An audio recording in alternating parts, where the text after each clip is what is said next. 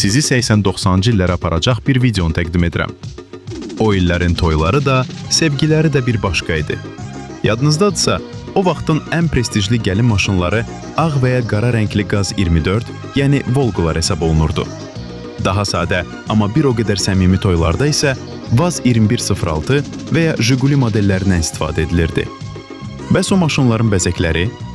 İnançlara görə maşının önünə qoyulan kukla yeni qurulan ailəni bədnəzərdən qoruyurdu. Həm də bu, evlənən cütlüyün tezliklə övlad sahibi olmasını arzulamaq deməkdir. Kukla ilə yanaşı, maşının damına bir-birinə keçmiş 2 ədəd iri qızılı üzük, kapotuna isə V şəkilli rəngli lentlər bağlanardı. Toy bitdikdən sonra isə həmin kukla maşından düşürülər və yataq otağının ən gözəl güşəsində xatirə kimi saxlanılardı. Adətlərimiz də rəngarəng idi. Bəzi kəndlərdə və rayonlarda B maşınının kapotuna ya da bagajın üstünə kiçik rəngli Azərbaycan xalçası sərilirdi.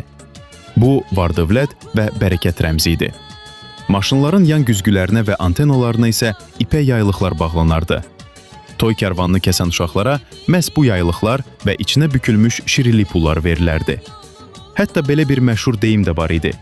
Pobeda bilmirəm, Moskviçə minmirəm.